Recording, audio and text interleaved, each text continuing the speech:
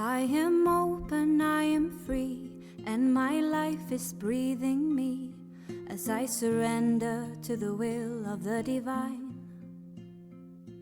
No more stories of the past, I am shedding skins at last, and I realize I'm already in heaven. The moment I stop running from the deep. So thank you very much, Fia, for joining us. And today we are so honored to have Fia Forsstrom with us. Fia is a singer-songwriter with these heartfelt songs out of Sweden. Donna Marie and I connected with Fia when one of her songs went viral, and it was a song in support and in honor of the people at Standing Rock. What's the title of that song? Fia? It's called Standing Rock, simply. Oh, yeah. That's right. Mm-hmm. That's right. And Fia recently released an album, and it is Made of Stars is the name of the album. And in fact, that's one of the things in one of your songs you talk about, the fact that we're all made from stars. Yeah. Right? And that makes us all connected, doesn't it? It does. It certainly does. Yeah. So you grew up in Sweden. Mm-hmm. And I've been trying to figure out how old you are, but I'm gonna go with like, and I hope you don't mind me asking, but I'm gonna go with early 20s. Yeah. And, Yeah, I'm 22. And I'm thinking, how did you learn to live in love? You know, with every moment, how did you learn to let go of anxiety? And how did you learn to deliver all these inspirational messages? Where did this come from? Well, I've been writing music my whole life, and I've always believed in magic. I was the little one who made potions in the garden with her best friends and made wands, and I think a key for me has kept being still being in touch with that magic and that play, which has guided me to places and people that are different from maybe choices that the mainstream world would go to, like communities and like ecstatic dance events, yoga, and all of that. And these songs in particularly,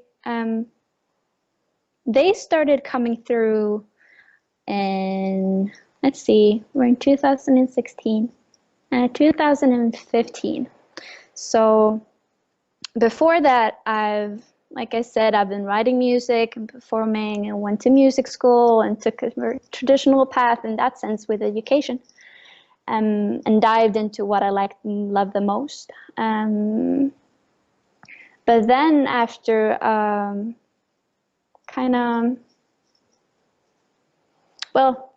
hit a roadblock. A relationship fell apart, and I with it.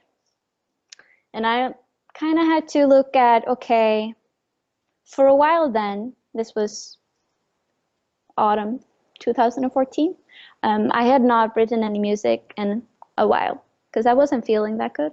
And I was forced to look at, okay, who am I without music? Okay, I'm not in my creative flow. I'm not making any creative things. And it was quite scary because I've been quite identified with Fia as a musician, Fia as a songwriter. But when that fell apart, I was forced to look at, well, who's Fia then? Right. So I found yoga and started to breathe and stretch and sit still was a big thing for me. Sit still and listen. And that was how I processed this this relationship that fell apart. Just sitting still and being with everything that was moving. So, and in that I found powerful books like The Power of Now by Eckhart Tolle, and in came that, like watching your thoughts and you are not your emotions and all of that. And it's starting this, well, one can call it spiritual journey. Right. And yeah, step by step, opening doors, finding this, finding that. And as I began to change, the way I made music began to change. Because after a while, after healing and mending my heart, the creative juices started flowing again, but in a different way. So last year, these songs with these universal themes, heart-opening themes, started to come through. And I shared them with some people, and their response to it was amazing. So I kept going.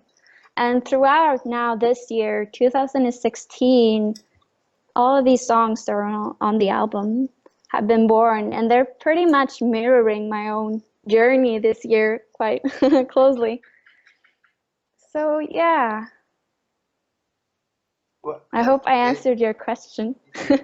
you did. So I'm wondering, first of all, we've done maybe 50, 60 interviews so far. You know, we're fairly new at this, but I would say of those, let's just call it 50 interviews, I would say at least 45 people have talked about how important it is to be still. That a lot of the answers to the challenges and that creative flow that you talked about, it's about being still. So for you in that being still, is there a particular practice that the yoga? You mentioned the yoga. Are you meditating? Are you just? And meditation can be so many things to different people. But is there something consistent you're doing every day that keeps that flow going? I guess writing does. I mean, your music does. Yeah, music is is my main meditation. But I like different kinds of meditation, dance meditations.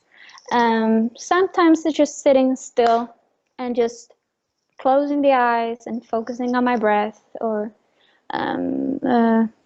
repeating a mantra, or just being out in nature. For example, swimming in the ocean and just sensing my whole body and all the sensations and the sight and the smells and the sounds, and or just watching a tree. That's beautiful. Yeah. Thank you.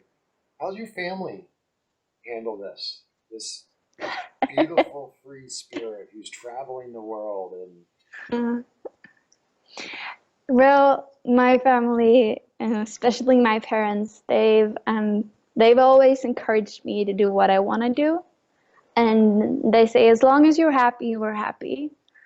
And from an early age, I have done what I wanted to do. I'm not really caring what other people think. And always knowing that I won't live a conventional life, because that's just not in alignment for me. I need to create my own path, as I think everybody else has to do. But mine looks a bit different than many others. So they are supportive. They are. that's great. That's great. Yeah. So how did Thailand come into the picture? Because I actually finally connected or reached out to you on Facebook. I didn't realize, or I hadn't looked at your Facebook page, but it looks like you've got some regular travel to Thailand. Yeah. Well, my partner, he owns a property here. And he's a teacher, so he holds trainings and retreats here. And it's a place called Serenity, and it's on the island of Kopangan. And yeah, we are here at least like twice a year. And now I'm here for Christmas and New Year's. So we gather in a community of people traveling and doing this kind of work in the world together for the holidays and bring in the new year. Yeah. So I did again on Facebook get to meet Eugene, who is your partner. And how did you guys meet? Oh, we met in Sweden actually. We met at a course center and festival center called Ängsbacka in Värmland. and it was I was there volunteering. They have major festivals throughout the summer, like 6 festivals: yoga, tantra, no mind, all kinds. And he was invited there to teach. And so we met there, and we started our journey. It wasn't crystal clear, starting weaving our lives. So yeah, we met there. So do you mind me asking if one of your songs is when I found you, and Uh-huh. and it doesn't necessarily have to be about that song, but is Eugene and your relationship an inspiration or a source of some of your songs? Absolutely. Well, he is the person closest to me, and our relationship and our journey together is absolutely an inspiration for a lot of songs. When it comes to When I Found You, there are parts that are about him, and some parts that are not. I I I weave and put together the songs very differently every time. But yeah, there's some of him in many of the songs, absolutely. I love the word weaving because I just picture you kind of weaving almost every moment and Yeah. every experience together to deliver this beautiful message. So one of your songs, the words are, "The moment we stop running from the demons in our heads and instead we choose to love and saying yes to life, both shadow and light, our suffering is done and we come alive." I Yeah. mean, there are people that journey 60, 70 years to grasp that. I'd have to say that I'm still learning that. Um, where? Where does so to me, you have courage. Thank you. Where did that seed of courage come from? You know, you explained a little bit about how your music became more spiritual, but there's a piece of courage. Did you feel that courage, out of your mom's womb, or was there a transformational moment in your life where you just said, "I've got to be courageous here"? Well,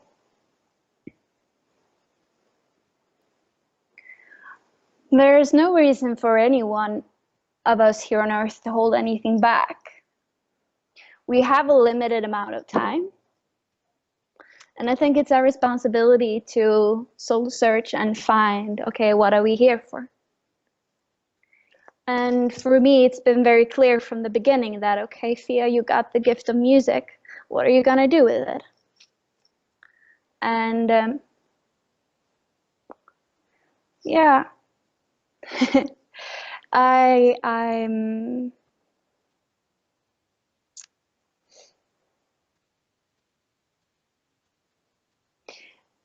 being gifted this. I'm being gifting and being a channel, and I'm I'm not afraid because I feel that I'm so held and I'm so loved and I'm so guided in each step that I feel like I have nothing to lose. I have nothing to lose, and if I'm gonna be here on Earth, I'm gonna make the most out of it, and I don't care what other people think. I think that's the thing that holds many people back, opinions of others, or what will happen if I do that. Well, you never know if you don't try. Yeah. So I've always kind of felt. So when I was a kid, Mm. I knew what my gifts were, but then I got caught up in what I call the American culture, the Western culture, a lot about materialism, and I think I lived in my gifts, but they certainly not to the depth that I try to now. But growing up in Sweden, is that similar? Based on your experience in your visits in the U.S., is there? There is definitely a way how you should do it.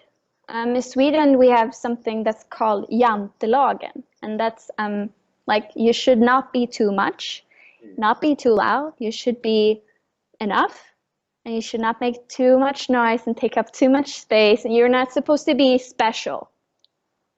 Unique. You're not supposed to be unique. Unique, no. And that's something that I've always not been very comfortable with, because I know that I'm unique. I know that I have something to bring, and I've always done that. But the thing is, when you walk your own path, when you stick your nose out, there will always be some nudges and people thinking that that what you're doing is wrong, or it's weird, or you should be doing this. Like many people have told me that, oh, Fia, well, music, well, there is not, you can't make money out of music. You can't survive on music. Well, there's only a few selected people who can do what you're doing. You'll never do that. Just get a job, get an education. Okay, but I don't really want to do that, because that will crush my soul. So I won't do that. I'd rather be in the unknown for a while, not knowing which step to take, and then just let myself be guided. And so far, so good. Absolutely. Yeah.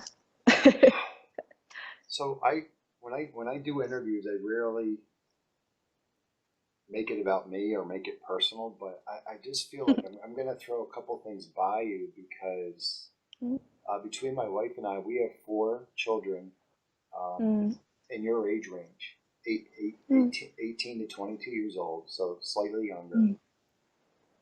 2 of them are incredible musicians. My wife's sons and my daughters are amazing dog lovers, and I feel them. I feel them. I'm not just. I'm sorry, not dog. Animal lovers. My one daughter has a horse, and my other daughter, my younger daughter, just loves all animals, but especially dogs. And I see all of them struggle in this journey.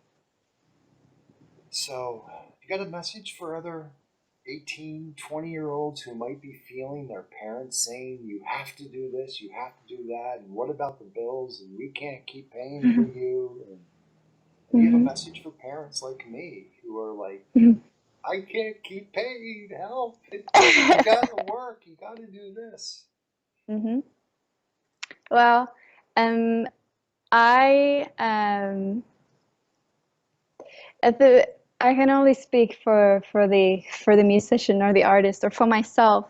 For a long time, I had a side job. I worked with kids in preschool as a substitute, and in order to pay my rent, to pay my bills, because that's the reality we're living in right now, in some parts of the system that we, yeah, of course, you can go and live in the forest and take care of yourself, but you can also choose to live in an apartment, and the apartment has to be paid. So it's not wrong to have a job and do your thing on the side and building it. That's the thing. Many people want the prize or the super goal right away, but there are steps to take. We all have to take the steps, and nothing's going to come like that. No one's going to come and drop anything in your lap. But also, like, how much do you want it? How much do you want it? Are you willing to do what it takes? For me, it's like, I'll do whatever. If I have to go back to working in a preschool in order to support the music being made, then I'll do that. Because I know that the music needs to get out, and I'm the messenger of that. So yeah, and I also think, like, when you take these actions, like getting a side job or job to support you while you're growing your career or business or whatever, you're actively showing the universe also, okay, I take care of myself. I am willing to do the work. I'm welcoming in, like, so you don't put yourself in a place where you're miserable or suffering because you don't have any money to pay your rent with, or And also comes down to follow your gut. Do what you know what you gotta do. And sometimes I've done things that, many times I did not want to go work at the preschool, but I know that, okay, I have to do this now. I will not be here forever. No. But this is the right place for me now. And when it's time for the next step, I'll take it and leave that behind with blink of an eye. So I don't know if that was a very clear advice, but well, I mean, yeah. it absolutely was, and I think you're right. We're in this reality, so we do have to be able to put ourselves in a position to be able to sustain ourselves, whether we are living in that apartment or even if we are living in the woods, like you said. There's still some subsistence that you have to get. Yes. And yeah, beautiful words. So my wife and I, again, I never talk about me, but it's okay. I think there's something, there's a message out there for any of our listeners and viewers when we post this, but we haven't even made this really public yet. But she's selling her business of 28 years. We're selling our house, and we're going to Central America for a few weeks. We're going to Hawaii for a few weeks. But when we rent this house here in Maine, it's for a short period. And we have no idea what we're doing when that 6 months is up and after we do this travel. But I have to share, there are days where we are scared. It's like, what are we doing? People ask us, so where are you going? And we're like, we don't know. But we've put it out there. We're putting this out there to the universe, and we're hoping that there'll be some clarity after our travel. But it's hard to just stay in that moment, isn't it? How do you keep, and one of your songs talks about this, but how do you keep the anxiety away? I know that stillness helps, but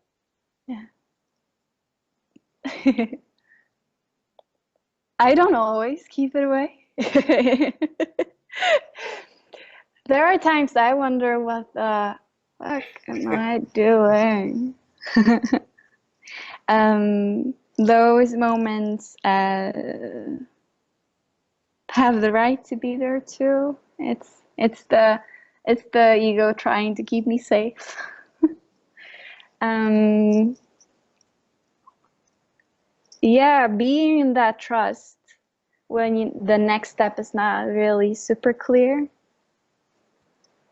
It's like you said, you put it out there. You're making big changes, and you're calling in big change and trusting that you're held and guided by something bigger than you, making yourself available for that intelligence to flow through you and guide you to the right people. I think, first of all, it's good that you're two on this journey, that the both of you are on the same page with this. That's always nice. Because it's easier when you have someone to talk about all of this with. Because many people think you're going crazy. when you're doing something that's out of the comfort zone for yourselves and for many other people. It's so funny how other people can be so terrified by your life choices.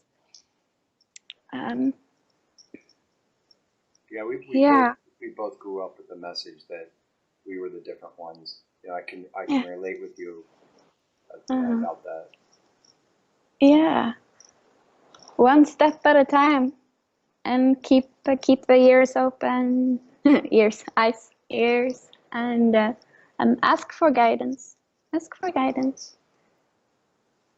Thank you. And also think that you wouldn't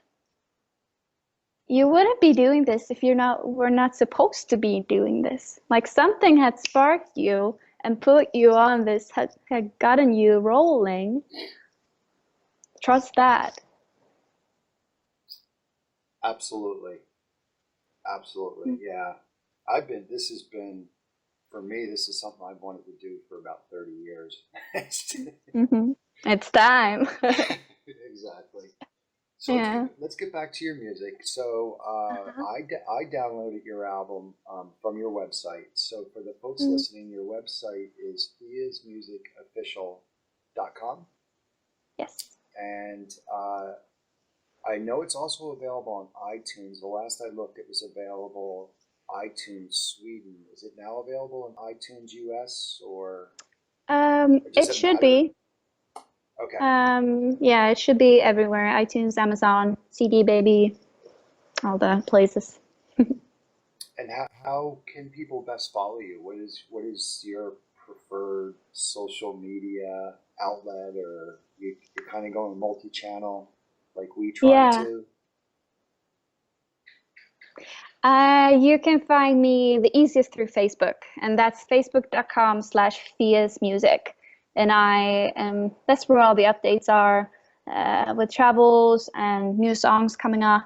And yeah, I'm very active there. I Yeah. I like I said, I don't know why I didn't find your Facebook page earlier. I think, uh, but I did look at it more this morning, and you just posted a couple days ago. Well, for me, it's a couple days ago. Maybe for you, it's not. But the song "Storyland," and it Yeah. is wow. Uh, Thank of course, I'm like, oh my gosh, are you okay? Are you okay? And you. but I really appreciate your vulnerability and your willingness to put your feelings out there. I think that's key to our healing on the earth. So grateful for your time and for your willingness to be with us and to connect 12 hours apart and to trust in us. It's you don't know us, but like you said in your response to me, like our vibe, and really that's what we're about. We're doing the same. We're trying to do the same thing you are, and that's just share a positive vibe. So Mhm. thank you, thank you, thank you. Thank you so much for reaching out to me and for talking to me here now. It's such a blessing. It's so much fun. Thank you. You are most welcome. Hello to Eugene, and have a Merry Christmas, a Happy New Year.